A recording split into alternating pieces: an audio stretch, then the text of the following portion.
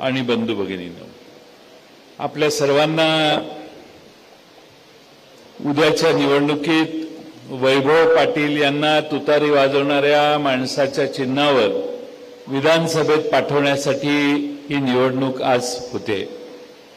आपल्या सर्वांना वेळ दुपारची असताना अचानक काल ठरवून उद्यापासून मी महाराष्ट्रात बाहेरच्या जिल्ह्यात दौऱ्यावर जाणार असल्यामुळे कालच मी सदाशिव पाटील भाऊंना विनंती केली की भाऊ उद्या काहीतरी करून जमवा। ते म्हटले संध्याकाळची सभा द्या, विट्याला घेऊ। मी म्हटलं दुपारची सभा घेऊन संध्याकाळी मी परत कधीतरी नक्की येईन, पण आपल्या प्रचाराची सुरुवात आता जोरदार झाली पाहिजे आणि त्यासाठी आपल्या सर्वांना या ठिकाणी निमंत्रित करण्यात आले। मला खात्री आहे की या निवडणुकीत आमच्या पक्षाच्या वतीनं आम्ही एक नवा चेहरा आपल्याला दिलेला आहे। आज वैभव पाटील यांनी त्यांच्या नगरपालिकेतली जी कामं तडफदारपणानं केली ती मी फार जवळून प्रत्येक कामाचं उद्घाटन करून 2 वर्षापूर्वी मी ती कामं देखील बघितलेली। विटा शहराचा विकास करत असताना हळूहळू अनेक संस्थात्मक काम देखील त्यांनी अतिशय चांगलं उभं केलेलं आहे आणि म्हणून एक उमदा सर्वांना बरोबर घेऊन जाणारा आणि नवा चेहरा आम्ही आपल्या सर्वांच्या समोर आज मांडलेला आहे। महाराष्ट्रामध्ये शरद पवार साहेबांच्या मागे अनेक असे तरुण आज पुन्हा एकदा उभे राहत आहेत की ज्यांच्यामुळं महाराष्ट्राच्या विधानसभेत नवे चेहरे आज जास्तीत जास्त राष्ट्रवादीच्या वतीनं येतील, राष्ट्रवादीच्या बाजूने येतील अशी आम्हा सगळ्यांना आशा आहे।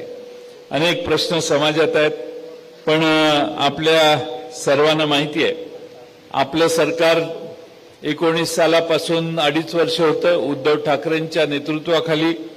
त्यावेळी आटपाडी तालुक्यामध्ये जवळपास 3063 शेतकऱ्यांना 17,72,00,000ची कर्जमाफी मिळाली आणि खानापूर तालुक्यात 3799 शेतकऱ्यांना जवळपास 20,25,00,000 रुपयाची कर्जमाफी मिळाली। म्हणजे आम्ही एक निर्णय घेतला महाविकास आघाडीने, तर त्याचे परिणाम या 2 तालुक्यात जवळपास 6-6.5 हजारापेक्षा जास्त शेतकऱ्यांना चांगले उपलब्ध झाले, मिळाले। आज आम्ही महाराष्ट्रामध्ये आमचं सरकार येणार आहे आणि ते आल्यावर आम्ही काय देणार आहे अशा 5 गॅरंट्या राहुल गांधींच्या उपस्थितीत काल मुंबईला आम्ही जाहीर केल्या। त्यातली एक गॅरंटी आहे ती म्हणजे सध्याचं सरकार यांनी घाई गडबडीत 1500 रुपये लाडक्या बहिणींना द्यायचं ठरवलं। आम्ही सांगत होतो द्यायचं असतील तर व्यवस्थित द्या, आपलं काहीतरी दिलंय म्हणून वाटू नका। 1500 रुपयानं फार फरक पडत नाही आणि म्हणून लाडकी बहीण या योजनेचं नाव हे आता महालक्ष्मी योजना म्हणून करणार आहे आम्ही आणि 1500च्या ऐवजी रावसाहेब पाटील 3000 रुपये देणार आहे मी।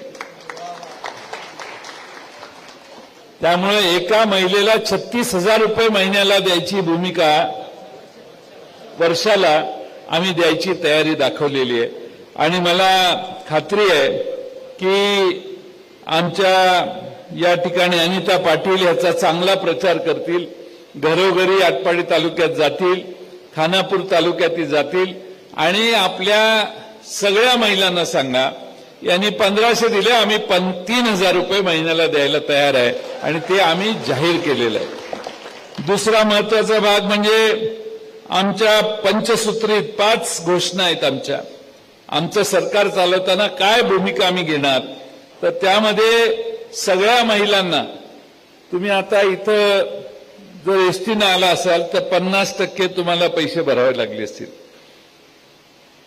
महाविकास आघाडीचं सरकार आलं की महाराष्ट्रातल्या कुठल्याही महिलेला एसटी बसचं तिकीट काढावं लागणार नाही, फ्री।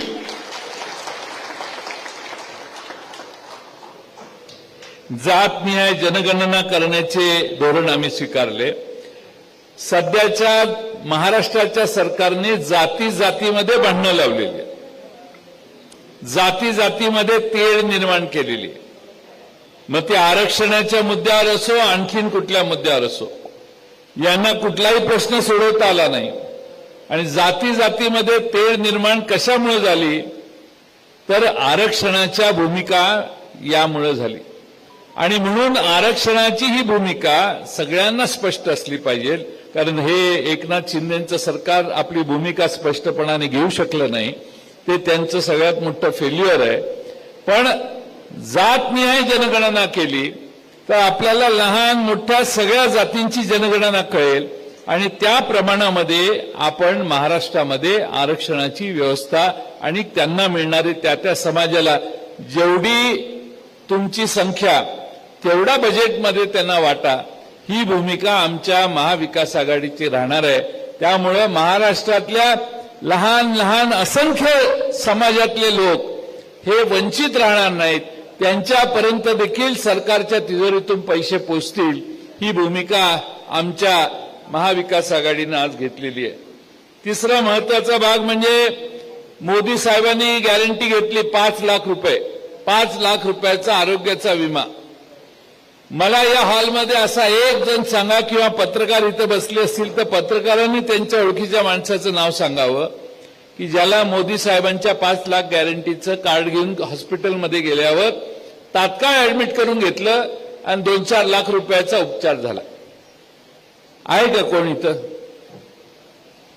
मोदी साहेबांच्यामुळं, मोदींच्या गॅरंटीमुळे 5 लाख रुपयापर्यंत तुम्हाला आरोग्याचं सुरक्षा कवच त्यांनी द्यायची भूमिका केली.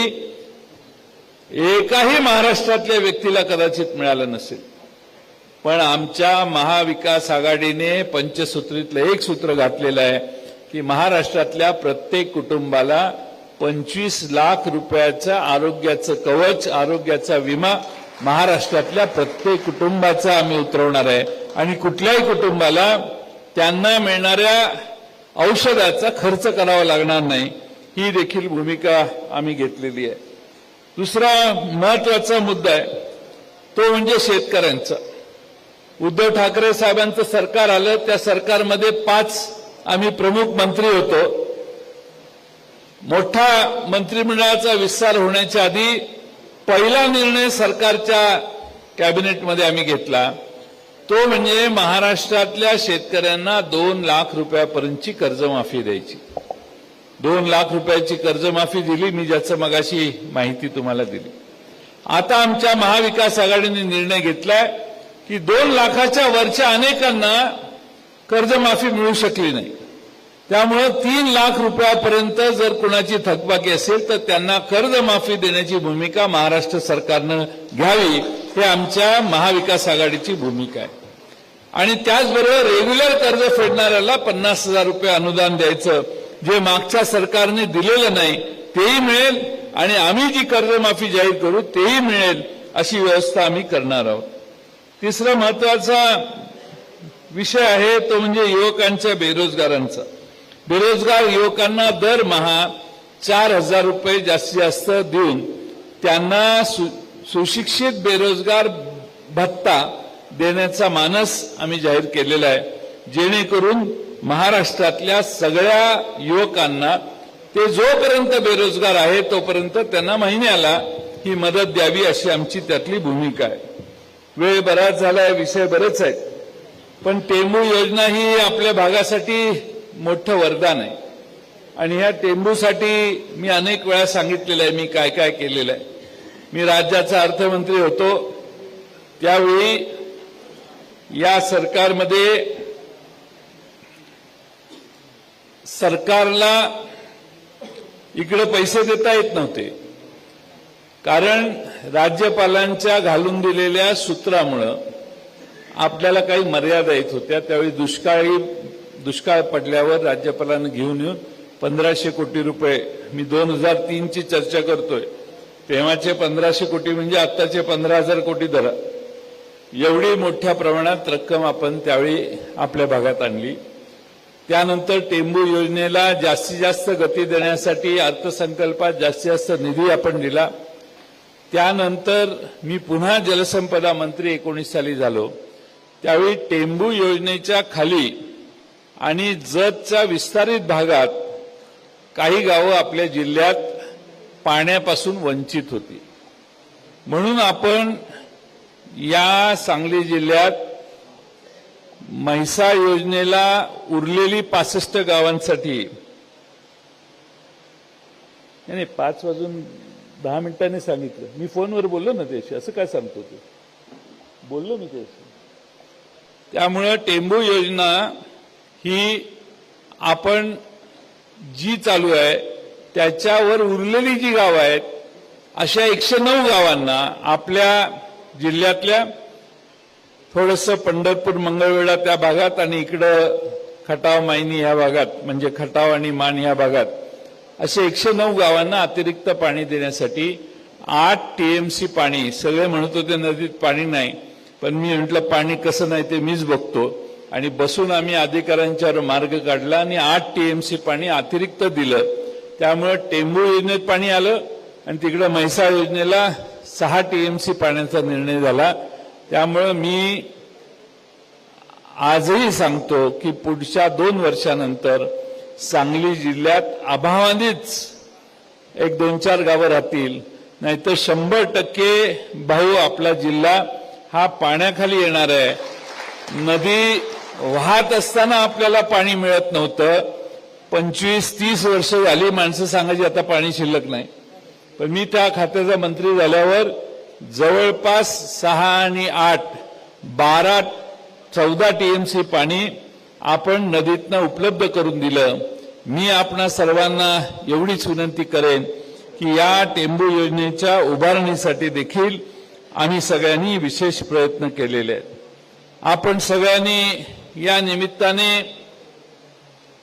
उद्याच्या निवडणुकीसाठी ताकदीनं काम करावं ही आमची विनंती आहे.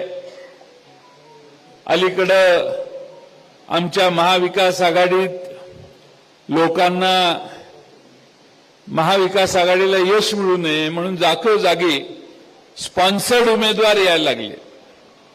काही लोक स्पॉन्सरशिप देतात, तुम्ही उभा राहा, तुम्ही उभा राहा. आणि त्यामुळं स्पॉन्सरशिप केल्यामुळे काही उमेदवार महाराष्ट्रात वेगवेगळ्या ठिकाणी मतदारसंघात उभे राहिलेले आहेत आणि ते सगळे भारतीय जनता पक्ष प्रणित आहेत असं म्हटलं तर ते वावगं ठरणार नाही.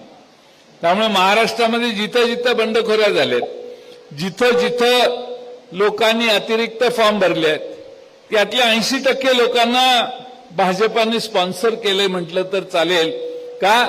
तर समोर महाविकास आघाडीच्या मतात फूट पडावी आणि आम्ही कसे निवडून यावे अशी कल्पना काही लोकांची आहे. आणि म्हणून माझी आपणाला विनंती आहे की आपण सावधतेनं उद्याच्या निवडणुकीत निवडणूक लढवा. एक नवा वैभव पाटलांच्या सारखा एक उमदा नेता आम्ही आपणा सर्वांना दिलेला आहे. त्यांच्या नेतृत्वाखाली या विधानसभेचा चांगल्या पद्धतीने विकास करण्याची भूमिका घेऊ. इथं विद्यापीठाचं उपकेंद्र उभं करायचं होतं, 100 कोटीची गरज होती. हे सरकारने ते केलं नाही का? तर वैभव पाटलांनी, सदाभाऊंनी आणि आमच्या सगळ्या लोकांनी इथं वकील साहेब आहेत सगळ्यांनी पुढाकार घेऊन मागणी केली. म्हणून मी आपल्याला सांगतो महाविकास आघाडीचं सरकार येणार आहे. आल्यानंतर पहिल्या 15 दिवसात इथल्या उपकेंद्राला निधी देण्याचं काम आमचं सरकार करेल. तुम्ही काही त्याच्यासाठी चिंता करू नका. हे वचन आहे आणि आणखीन एक जाता वचन करतो, त्यांना कसं वागायचं तसं वागू दे, पण आटपाडीच्या साखर कारखान्याचं दुराडं मीच चालू करणार आहे. तुम्ही त्यात काही चिंता करू नका. तुम्हाला कसं वागायचं तसं त्यांनी वागो, पण आटपाडीचा साखर कारखाना आम्हीच चालू करणार आहे हे तुम्हाला सगळ्यांना सांगतो. आज आपण सगळ्यांनी जिद्दीनं कामाला लागा. परिस्थिती आड वाटते, परिस्थिती वेगळी वाटते, पण वैभव पाटलांच्या मागे सगळी ताकद आपण उभी करूया. एक दिलाने ही निवडणूक करूया. या मतदारसंघात राष्ट्रवादी शरदचंद्र पवार पक्षाचा, पवार साहेबांच्या विचाराचा आमदार निवडून द्या. या खानापूर आटपाडीचं चित्र बदलण्याचं काम आम्ही सगळे महाविकास आघाडीच्या वतीनं करू एवढाच विश्वास देतो आणि मी पुढे जाण्यासाठी आपल्या सगळ्यांची रजा घेतो. धन्यवाद.